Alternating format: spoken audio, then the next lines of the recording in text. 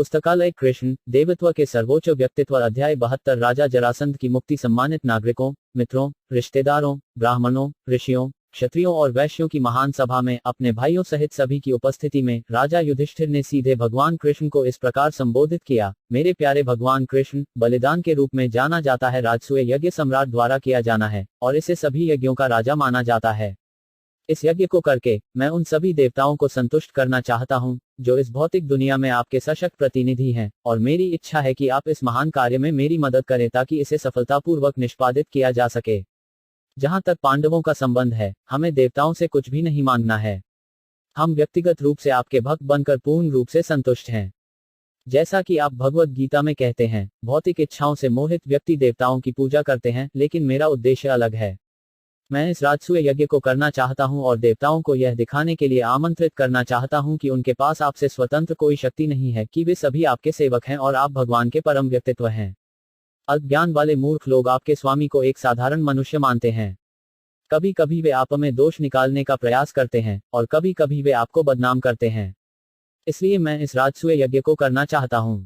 मैं भगवान ब्रह्मा, भगवान शिव और स्वर्गीय ग्रहों के अन्य उच्च प्रमुखों से लेकर सभी देवताओं को आमंत्रित करना चाहता हूं, और ब्रह्मांड के सभी हिस्सों से देवताओं की उस महान सभा में मैं यह प्रमाणित करना चाहता हूं कि आप देवत्व के परम व्यक्तित्व हैं और यह कि सब तेरे दास हैं। मेरे प्रिय भगवान, जो लोग लगातार कृष्ण भावनामृत में हैं और जो आपके चरण कमलों या आपके जूतों के बारे में सोचते हैं, वे निश्चित रूप से भौतिक जीवन के सभी कल्मश से मुक्त हो जाते हैं।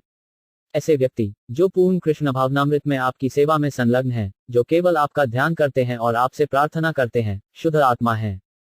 कृष्ण भावनामृत सेवा में निरंतर लगे रहने के कारण वे बार बार जन्म और मृत्यु के चक्र से मुक्त हो जाते हैं। या भले ही वे इस भौतिक अस्तित्व से मुक्त नहीं होना चाहते हैं, लेकिन भौतिक ऐश्वर्य का आनंद लेना चाहते हैं, उनकी इच्छाएं भी उनके कृष्ण भावनामृत गतिविधियों से पूरी होती हैं। वास्तव में जो आपके चरण कमलों के शुद्ध भक्त हैं, उन्हें भौतिक ऐश्वर्य की कोई इच्छा नहीं है। जहां तक हमारा संबंध है, हम आपके चरण कमलों में पूरी तरह से समर्पित हैं, और आपकी कृपा से हम इतने भाग्यशाली हैं कि हमने आपको व्यक्तिगत रूप से देखा है। इसलिए स्वाभाविक रूप से हमें भौतिक ऐश्वर्य की कोई इच्छा नहीं है। वैदिक ज्ञान का निर्णय यह है कि आप देवत्व के सर्वोच्च व्यक्तित्व हैं। मैं इस तथ्य को स्थापित करना चाहता हूं, और मैं दुनिया को आपको भगवान के परम व्यक्तित्व के रूप में स्वीकार करने और आपको एक साधारण शक्तिशाली ऐतिहासिक व्यक्ति के रूप में स्वीकार करने के बीच का अंतर भी दिखाना चाहता हूं। मैं दुनिया को दिखाना चाहता हूं कि आपके चरण कमलों का आश्रय लेने मात्र से ही मनुष्य जीवन की उच्चतम पूर्णता प्राप्त कर सकता है, ठीक उसी तरह जैसे कोई एक पूरे पेड़ की शाखाओं, टहनियों, पत्तियों और फूलों को केवल जड़ को सींचने से संतुष्ट कर सकता है। यदि कोई कृष्ण भावनामृत ग्रहण करता है, तो उसका जीवन भौतिक और आध्यात्मिक दोनों रूपों में पूर्ण हो जाता है। इसका मतलब यह नहीं है कि आप कृष्ण भावना भावित व्यक्ति के प्रति पक्षपाती हैं और गैर कृष्ण भावना भावित व्यक्ति के प्रति उदासीन हैं। आप सभी के लिए समान हैं, यह आपकी घोषणा है। आप एक के प्रति पक्षपाती और दूसरों में रुचि नहीं रख सकते, क्योंकि आप प्रत्येक व्यक्ति के हृदय में परमात्मा के रूप में विराजमान हैं और प्रत्येक को उसके सकाम कर्मों का संबंधित फल देते हैं। आप प्रत्येक जीव को इस भौतिक संसार का आनंद लेने का मौका देते हैं जैसा वह चाहता है। परमात्मा के रूप में आप जीव के साथ शरीर में बैठते हैं, उसे अपने स्वयं के कार्यों के परिणाम के साथ साथ कृष्ण भावनामृत विकसित करके अपनी भक्ति सेवा की ओर मुड़ने का अवसर देते हैं। आप खुले तौर पर घोषणा करते हैं कि किसी को अन्य सभी व्यस्तताओं को त्याग कर आपके सामने आत्मसमर्पण कर देना चाहिए, और आप उसे सभी पापों के फल से राहत देते हुए उसकी कमान संभालेंगे।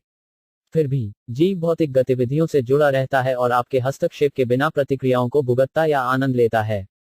आप स्वर्गलोक में कल्पवृक्ष के समान हैं, जो मनोवांछित फल प्रदान करता है। हर कोई उच्चतम सिद्धि प्राप्त करने के लिए स्वतंत्र है, लेकिन यदि कोई ऐसा नहीं चाहता है, तो आपका कम आशीर्वाद देना पक्षपात के कारण नहीं है। राजा युधिष्ठिर के इस कथन को सुनकर भगवान कृष्ण ने इस प्रकार उत्तर दिया, मेरे प्रिय राजा युधिष्ठिर, हे शत्रुओं के हत्यारे, हे आदर्श न्यायप्रिय, मैं राजसूय यज्ञ करने के आपके निर्णय का पूर्ण समर्थन करता हूँ। इस महान बलिदान को करने के बाद मानव सभ्यता के इतिहास में आपका अच्छा नाम हमेशा के लिए स्थापित हो जाएगा। मेरे प्रिय राजा, मैं आपको सूचित कर सकता हूं कि सभी महान ऋषियों, आपके पूर्वजों, देवताओं और मेरे सहित आपके रिश्तेदारों और मित्रों की इच्छा है कि आप इस यज्ञ को करें, और मुझे लगता है कि यह हर जीव को संतुष्ट करेगा। परंतु मेरी प्रार्थना है कि आप पहले विश्व के सभी राजाओं को जीतें और इस महान यज्ञ के लिए आवश्यक साज सामान एकत्र करें। मेरे प्रिय राजा युधिष्ठिर, आपके 4 भाई वायु और इंद्र जैसे महत्वपूर्ण देवताओं के प्रत्यक्ष प्रतिनिधि हैं। ऐसा कहा जाता है कि भीम देवता वायु से पैदा हुए थे और अर्जुन देवता इंद्र से पैदा हुए थे, जबकि राजा युधिष्ठिर स्वयं देवता यमराज से पैदा हुए थे। इस तरह आपके भाई महान नायक हैं और आप सबसे पवित्र हैं और आत्मनियंत्रित राजा और इसलिए धर्मराज के रूप में जाने जाते हैं। तुम सब मेरी भक्ति सेवा में इतने योग्य हो कि मैं स्वतः ही तुम्हारे द्वारा जीत लिया गया हूँ। भगवान कृष्ण ने राजा युधिष्ठिर से कहा कि वे उस व्यक्ति के प्रेम से जीते हैं जिसने अपनी इंद्रियों पर विजय प्राप्त कर ली है। जिसने अपनी इंद्रियों पर विजय प्राप्त नहीं की है वह भगवान के परम व्यक्तित्व को जीत नहीं सकता है। यही भक्ति सेवा का रहस्य है। इंद्रियों को जीतने का अर्थ है उन्हें निरंतर भगवान की सेवा में लगाना। सभी पांडव भाइयों की विशिष्ट योग्यता यह थी कि वे हमेशा अपनी इंद्रियों को भगवान की सेवा में लगाते थे। जो इस प्रकार अपनी इंद्रियों को लगाता है वह शुद्ध हो जाता है और शुद्ध इंद्रियों के साथ भक्त वास्तव में भगवान को पालौकिक प्रेमपूर्ण सेवा प्रदान कर सकता है और उन्हें जीत सकता है। भगवान कृष्ण ने आगे कहा, ब्रह्मांड के तीनों लोकों में शक्तिशाली देवताओं सहित कोई भी ऐसा नहीं है जो धन, शक्ति, प्रतिष्ठा, सौंदर्य, ज्ञान और त्याग जैसे 6 ऐश्वर्य में से किसी में भी मेरे भक्तों को पार कर सके। इसलिए यदि आप सांसारिक राजाओं को जीतना चाहते हैं तो उनके विजयी होने की कोई संभावना नहीं है। जब भगवान कृष्ण ने इस प्रकार राजा युधिष्ठिर को प्रोत्साहित किया तो राजा का चेहरा पालौकिक खुशी के कारण एक खिले हुए फूल की तरह चमक उठा और इस तरह उन्होंने अपने छोटे भाइयों को सभी दिशाओं में सभी सांसारिक राजाओं को जीतने का आदेश दिया। भगवान कृष्ण ने पांडवों को दुनिया के काफिर बदमाशों को दंडित करने और अपने वफादार भक्तों को सुरक्षा देने के अपने महान मिशन को अंजाम देने का अधिकार दिया। अपने विष्णु रूप में भगवान अपने 4 हाथों में 4 हथियार रखते हैं, एक कमल का फूल और 2 हाथों में एक शंख और दूसरे 2 हाथों में एक गदा और एक चक्र। गदा और चक्र काफिर दुष्टों और राक्षसों के लिए हैं और कमल का फूल और शंख भक्तों के लिए हैं। लेकिन क्योंकि भगवान परम निरपेक्ष हैं, उनके सभी हथियारों का परिणाम एक ही है।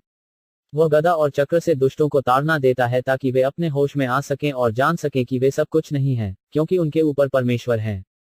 और शंखनाद करके और कमल के फूल से आशीर्वाद देकर वे हमेशा आश्वासन देते हैं। भक्तों की बड़ी से बड़ी विपत्ति में भी उन्हें कोई नहीं हरा सकता। राजा युधिष्ठिर ने भगवान कृष्ण के संकेत से आश्वस्त होकर अपने सबसे छोटे भाई सहदेव को सृंजय जनजाति के सैनिकों के साथ दक्षिणी देशों को जीतने का आदेश दिया। इसी प्रकार उन्होंने मत्स्य देश के सैनिकों के साथ नकुल को पश्चिम दिशा के राजाओं को जीतने का आदेश दिया। उन्होंने उत्तर दिशा के राजाओं को जीतने के लिए अर्जुन को केकय देश के सैनिकों के साथ भेजा और उन्होंने मद्र देश मद्रास के सैनिकों के साथ भीमसेन को पूर्वी दिशा के राजाओं को जीतने का आदेश दिया। यह ध्यान दिया जा सकता है कि अपने छोटे भाइयों को विभिन्न दिशाओं में जीतने के लिए भेजकर राजा युधिष्ठिर का वास्तव में यह इरादा नहीं था कि वे राजाओं पर युद्ध की घोषणा करें।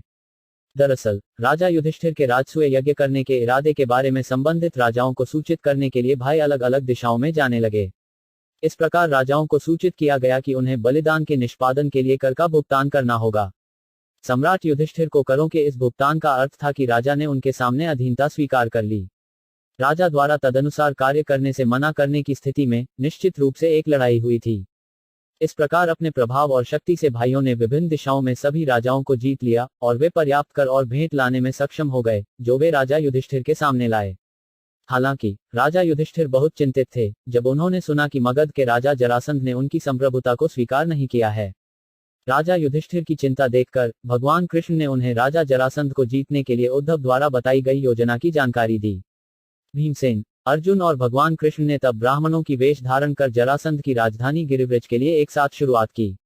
यह भगवान कृष्ण द्वारा हस्तिनापुर के लिए शुरू करने से पहले उद्धव द्वारा तैयार की गई योजना थी और अब इसे व्यावहारिक रूप दिया गया था। राजा जरासंध एक बहुत ही कर्तव्यपरायण गृहस्थ था और ब्राह्मणों के लिए उसके मन में बहुत सम्मान था। वह एक महान सेनानी, एक क्षत्रिय राजा था, लेकिन उसने कभी भी वैदिक आदेशों की उपेक्षा नहीं की। वैदिक आदेशों के अनुसार ब्राह्मणों को अन्य सभी जातियों का आध्यात्मिक गुरु माना जाता है। भगवान कृष्ण, अर्जुन और भीमसेन वास्तव में क्षत्रिय थे, लेकिन उन्होंने खुद को ब्राह्मणों के रूप में तैयार किया और जिस समय राजा जरासंध को ब्राह्मणों को दान देना था और उन्हें मेहमानों के रूप में प्राप्त करना था, वे उसके पास पहुंचे। भगवान कृष्ण ने एक ब्राह्मण के वेश में राजा से कहा, हम आपकी महिमा की कामना करते हैं। हम 3 अतिथि आपके राजमहल में दूर दूर से आपसे भिक्षा मांगने आए हैं और हम आशा करते हैं कि हम जो कुछ भी आपसे मांगेंगे आप कृपा करके हमें प्रदान करेंगे। हम आपके अच्छे गुणों के बारे में जानते हैं।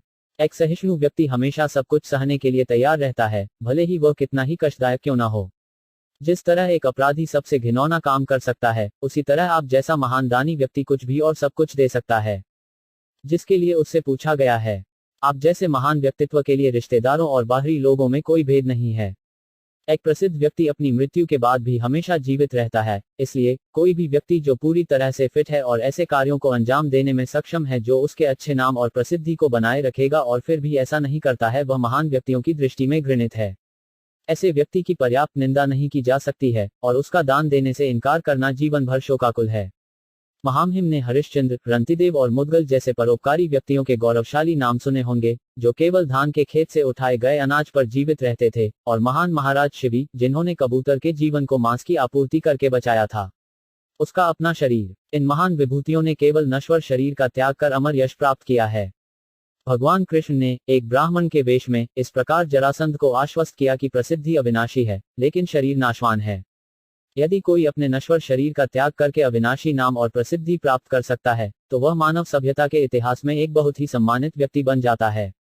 जब भगवान कृष्ण अर्जुन और भीम के साथ एक ब्राह्मण के वेश में बोल रहे थे, जरासंध ने चिन्हित किया कि वे तीनों वास्तविक ब्राह्मण नहीं प्रतीत होते। उनके शरीर पर ऐसे चिन्ह थे जिनसे जरासंध समझ सकता था कि वे क्षत्रिय थे। उनके कंधों पर धनुष धारण करने के कारण छाप अंकित थी, उनके शरीर की संरचना सुंदर थी और उनकी आवाज गंभीर और आज्ञाकारी थी। इस प्रकार उन्होंने निश्चित रूप से निष्कर्ष निकाला कि वे ब्राह्मण नहीं बल्कि क्षत्रिय थे। उसने यह भी सोचा कि उसने उन्हें पहले कहीं देखा था, लेकिन यद्यपि ये तीन व्यक्ति क्षत्रिय थे, वे ब्राह्मणों की तरह भिक्षा मांगने के लिए उसके द्वार पर आए थे। इसलिए उन्होंने फैसला किया कि वे क्षत्रिय होते हुए भी उनकी इच्छाओं को पूरा करेंगे, क्योंकि उन्होंने पहले ही भिखारी के रूप में उनके सामने आकर अपना स्थान गिरा दिया था। परिस्थितियों में उसने सोचा, मैं उन्हें कुछ भी देने के लिए तैयार हूं। यदि वे मेरा शरीर भी मांगें, तो भी मैं उन्हें देने में संकोच न करूंगा। इस संबंध में वह बलि महाराज के बारे में सोचने लगे। भगवान विष्णु एक ब्राह्मण के वेश में बाली के सामने एक भिखारी के रूप में प्रकट हुए और उसका सारा ऐश्वर्य और उसका राज्य छीन लिया। उसने इंद्र के लाभ के लिए ऐसा किया, जो बलि महाराज द्वारा पराजित होने के कारण अपने राज्य से वंचित था। यद्यपि बलि महाराज को धोखा दिया गया था, एक महान भक्त के रूप में उनकी प्रतिष्ठा दान में कुछ भी और सब कुछ देने में सक्षम थी, फिर भी तीनों लोकों में महिमामंडित है। बलि महाराज अनुमान लगा सकते थे कि ब्राह्मण स्वयं भगवान विष्णु थे और इंद्र की ओर से उनका भव्य राज्य छीनने के लिए उनके पास आए थे। बलि के आध्यात्मिक गुरु और पारिवारिक पुजारी शुक्राचार्य ने उन्हें बार बार इस बारे में चेतावनी दी, फिर भी बलि ने ब्राह्मण को जो कुछ भी दान में देने में संकोच नहीं किया और अंत में उन्होंने उस ब्राह्मण को सब कुछ त्याग दिया। यह मेरा दृढ़ संकल्प है, जरासंध ने सोचा, कि अगर मैं इस नश्वर शरीर का त्याग करके अमर प्रतिष्ठा प्राप्त कर सकता हूं, तो मुझे उस उद्देश्य के लिए कार्य करना चाहिए। एक क्षत्रिय का जीवन जो ब्राह्मणों के हित के लिए नहीं जीता, निश्चित रूप से निंदनीय है। वास्तव में राजा जरासंध ब्राह्मणों को दान देने में बहुत उदार थे, और इस प्रकार उन्होंने भगवान कृष्ण, भीम और अर्जुन को सूचित किया, मेरे प्रिय ब्राह्मणों, तुम मुझसे जो चाहो मांग सकते हो। तुम चाहो तो मेरा सिर भी ले सकते हो, मैं देने को तैयार हूं। इसके बाद भगवान कृष्ण ने जरासंध को इस प्रकार संबोधित किया, मेरे प्रिय राजा, कृपया ध्यान दें कि हम वास्तव में ब्राह्मण नहीं हैं, न ही हम भोजन या अनाज मांगने आए हैं। हम सभी क्षत्रिय हैं और हम आपसे द्वंद्व की भीख मांगने आए हैं। हमें आशा है कि आप इस प्रस्ताव से सहमत होंगे। आप ध्यान दें कि यहाँ राजा पांडु के दूसरे पुत्र भीमसेन और पांडु के तीसरे पुत्र अर्जुन हैं। जहां तक मेरी बात है, तुम जान सकते हो कि मैं तुम्हारा पुराना शत्रु कृष्ण हूं, पांडवों का चचेरा भाई। जब भगवान कृष्ण ने उनके भेष का खुलासा किया, तो राजा जरासंध बहुत जोर से हंसा और फिर बड़े क्रोध और गंभीर स्वर में उसने कहा, अरे मूर्खों, यदि आप मेरे साथ युद्ध करना चाहते हैं, तो मैं तुरंत आपका अनुरोध स्वीकार करता हूं। लेकिन कृष्ण, मैं जानता हूं कि तुम काया हो। मैं तुम्हारे साथ युद्ध करने से इनकार करता हूं, क्योंकि जब तुम युद्ध में मेरे सामने आते हो तो तुम बहुत भ्रमित हो जाते हो। मेरे डर से तुमने अपनी नगरी मथुरा छोड़ दी और अब तुम समुद्र में शरण ली है, इसलिए मुझे तुमसे युद्ध करने से इनकार करना चाहिए। जहां तक का संबंध है, मैं जानता हूं कि वह मुझसे छोटा है और बराबर का लड़ाकू नहीं है। मैं उसके साथ लड़ने से इनकार करता हूं, क्योंकि वह किसी भी तरह से बराबर का प्रतिस्पर्धी नहीं है। लेकिन जहां तक भीमसेन का संबंध है, मुझे लगता है कि वह मुझसे लड़ने के लिए एक उपयुक्त प्रतियोगी है। इस तरह बोलने के बाद राजा जरासंध ने तुरंत एक बहुत भारी गदा भीमसेन को सौंप दी। उसने खुद एक और ली और वे सभी लड़ने के लिए शहर की दीवारों के बाहर चले गए। भीमसेन और राजा जरासंध युद्ध में लगे हुए थे और अपनी अपनी गदाओं के साथ, जो वज्र के समान मजबूत थीं, वे एक दूसरे को बहुत गंभीर रूप से मारने लगे। दोनों लड़ने के लिए उत्सुक थे। वे दोनों क्लबों के विशेषज्ञ लड़ाके थे और एक दूसरे पर वार करने की उनकी तकनीक इतनी सुंदर थी कि वे एक मंच पर नाचते हुए दो नाटकीय कलाकार प्रतीत होते थे। जब जरासंध और भीमसेन की गदाएं जोर से टकराईं, तो टक्कर की आवाज दो लड़ते हुए हाथियों के बड़े दांतों की तरह या बिजली के झिलमिलाते तूफान में वज्रपात की तरह सुनाई दी। जब गन्ने के खेत में दो हाथी आपस में लड़ते हैं तो उनमें से प्रत्येक गन्ने की एक छड़ी छीन लेता है, उसे अपनी सूंड में कसकर पकड़ लेता है और दूसरे को मारता है। उस समय गन्ना इतने भारी प्रहार से चूर चूर हो जाता है। इसी तरह जब भीमसेन और जरासंध अपने शरीर के विभिन्न हिस्सों कंधे, हाथ, कॉलरबोन, छाती, जांघों, कमर और पैरों पर अपनी क्लबों से एक दूसरे पर जोर से प्रहार कर रहे थे, उनकी क्लबों के टुकड़े टुकड़े हो गए। इस तरह जरासंध और भीमसेन द्वारा उपयोग की जाने वाली सभी गदाएं नष्ट हो गईं, और इसलिए दोनों शत्रु अपने मजबूत हाथों से लड़ने के लिए तैयार हो गए। जरासंध और भीमसेन बहुत क्रोधित हुए और वे एक दूसरे को घूंसे से मारने लगे। उनके मुके की चोट लोहे की छड़ों की चोट या वज्र की आवाज की तरह लग रही थी, और दोनों योद्धा दो हाथियों की तरह लड़ रहे थे। दोनों में से कोई भी एक दूसरे को पराजित नहीं कर सकता था। हालांकि दोनों युद्ध में निपुण थे, वे समान बल के थे और उनकी लड़ने की तकनीक भी समान थी। न तो जरासंध और न ही भीमसेन लड़ाई में थके या हारे, हालांकि उन्होंने एक दूसरे पर लगातार प्रहार किए। प्रत्येक दिन की लड़ाई के अंत में वे रात में जरासंध के महल में दोस्तों के रूप में रहते थे और अगले दिन वे फिर से लड़ते थे। इस प्रकार लड़ते लड़ते उन्हें 27 दिन बीत गए। 28वें दिन भीमसेन ने कृष्ण से कहा, मेरे प्रिय कृष्ण, मुझे स्पष्ट रूप से स्वीकार करना चाहिए कि मैं जरासंध को जीत नहीं सकता। हालांकि भगवान कृष्ण जरासंध के जन्म के रहस्य को जानते थे। जरासंध का जन्म दो अलग अलग माओं से दो अलग अलग हिस्सों में हुआ था। जब उनके पिता ने देखा कि बच्चा बेकार है तो उन्होंने दोनों हिस्सों को जंगल में फेंक दिया। वहां उन्हें बाद में जारा नाम की एक जादूगरनी मिली जो काली कलाओं में निपुण थी। वह बच्चे के दोनों हिस्सों को ऊपर से नीचे तक जोड़ने में कामयाब रही। यह जानकर इसलिए भगवान कृष्ण भी जानते थे कि उसे कैसे मारना है। उन्होंने भीमसेन को संकेत दिया कि चूंकि जरासंध को उसके शरीर के दो हिस्सों को जोड़कर जीवित किया गया था, इसलिए इन दो हिस्सों को अलग करके उसे मारा जा सकता है। इस प्रकार भगवान कृष्ण ने अपनी शक्ति भीमसेन के शरीर में स्थानांतरित कर दी और उन्हें उस युक्ति की जानकारी दी जिसके द्वारा जरासंध को मारा जा सकता था। भगवान कृष्ण ने एक पेड़ से एक टहनी तोड़ी, उसे अपने हाथ में लिया और उसे विभाजित कर दिया। इस तरह उन्होंने भीमसेन को संकेत दिया कि जरासंध को कैसे मारा जा सकता है। भगवान कृष्ण पूर्ण पुरुषोत्तम भगवान सर्वशक्तिमान हैं, और यदि वे किसी को मारना चाहते हैं तो कोई भी उस व्यक्ति को नहीं बचा सकता है। इसी प्रकार यदि वह किसी को बचाना चाहे तो उसे कोई नहीं मार सकता। भगवान कृष्ण के संकेत से भीमसेन ने तुरंत जरासंध के पैर पकड़ लिए और उसे जमीन पर फेंक दिया। जब जरासंध गिर गया तो भीमसेन ने तुरंत जरासंध के एक पैर को जमीन पर दबा दिया और दूसरे पैर को अपने दोनों हाथों से पकड़ लिया। जरासंध को इस तरह पकड़कर उसने उसके शरीर को गुदा से सिर तक दो टुकड़ों में फाड़ दिया। जैसे एक हाथी एक पेड़ की शाखाओं को दो भागों में तोड़ देता है, भीमसेन ने जरासंध के शरीर को अलग कर दिया। पास खड़े दर्शकों ने देखा कि जरासंध का शरीर अब दो हिस्सों में बंट गया था, जिससे प्रत्येक आधे हिस्से में एक पैर, एक जांघ, एक अंडकोश, आधी रीढ़ की हड्डी, आधी छाती, एक कॉलरबोन, एक हाथ, एक आंख, एक कान और आधा हिस्सा था। एक चेहरा। जरासंध की मृत्यु की खबर मिलते ही मगध के सभी नागरिक रोने लगे, हाय काश। जबकि भगवान कृष्ण और अर्जुन ने भीमसेन को बधाई देने के लिए गले लगा लिया। यद्यपि जरासंध मारा गया था, न तो कृष्ण और न ही दोनों पांडव भाइयों ने सिंहासन के लिए दावा किया। जरासंध को मारने का उनका उद्देश्य उसे विश्व शांति के उचित निर्वहन में बाधा उत्पन्न करने से रोकना था। एक दैत्य हमेशा गड़बड़ी पैदा करता है, जबकि एक देवता हमेशा दुनिया में शांति बनाए रखने की कोशिश करता है। भगवान कृष्ण का मिशन धर्मियों की रक्षा करना और शांतिपूर्ण स्थिति को बिगाड़ने वाले राक्षसों का वध करना है। इसलिए भगवान कृष्ण ने तुरंत जरासंध के पुत्र को बुलाया, जिसका नाम सहदेव था, और उचित कर्मकांडों के साथ भगवान ने उसे अपने पिता की गद्दी पर बैठने और शांति से राज्य पर शासन करने के लिए कहा। भगवान कृष्ण संपूर्ण ब्रह्मांडीय सृष्टि के स्वामी हैं, और वे चाहते हैं कि हर कोई शांति से रहे और कृष्ण भावनामृत को क्रियान्वित करे। सहदेव को सिंहासन पर बिठाने के बाद उन्होंने उन सभी राजाओं और राजकुमारों को रिहा कर दिया जिन्हें जरासंध ने अनावश्यक रूप से कैद कर लिया था। इस प्रकार कृष्ण के 72वें अध्याय का भक्तिवेदांत तात्पर्य समाप्त होता है। राजा जरासंध की मुक्ति।